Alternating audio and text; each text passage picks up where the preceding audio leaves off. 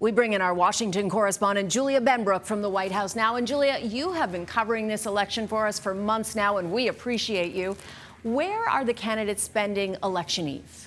Well, they are back in those battleground states. That seems to have been the theme over these last few weeks here. Harris is making several stops in Pennsylvania, and that is the swing state with the biggest electoral prize. And then Trump is making stops in Pennsylvania, North Carolina, and Michigan. Now, they are in this race for those 270 electoral votes, and we may or may not see a winner on election night. You know, back in 2020, Joe Biden was declared the winner on Saturday, and that was several days after election night. That vote counting process could take a few days, specifically in those key battleground states. And during that time, before Biden was declared the winner in 2020, Trump falsely claimed victory and accused his opponents of perpetuating fraud. Now, he has had some of that same rhetoric on the campaign trail, making baseless claims about election security, raising concerns that something similar to that could happen again. Now, both Trump and Harris in these final days are really pitching themselves as the candidate who can bring change.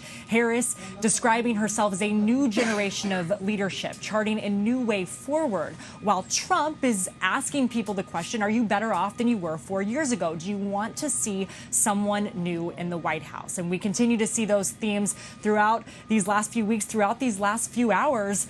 And polls up until this point have shown no clear leader, both nationally and in those key battleground states. But tomorrow, we'll know the results. And it will be fascinating to watch it all unfold. Now, we've been talking a lot about the battleground states over the last few months, but something interesting could be happening in Iowa. What can you tell us about a poll that's causing quite a stir? This is a Des Moines Register poll, and it is a very well-respected poll, one that is often leaned on. Des Moines known for the Iowa caucuses early on, and so it's something that's really known on the national scale.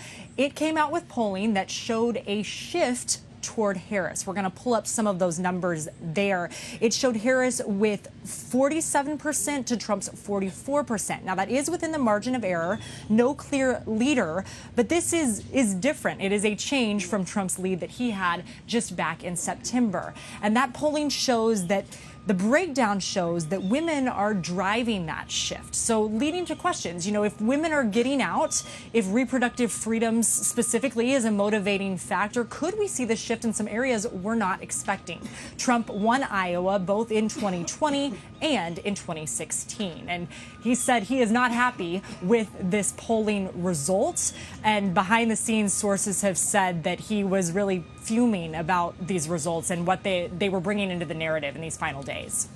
All right, Julia, we'll start seeing the results tomorrow. Thank you so very much. And that is CNN's Julia Benbrook in Washington.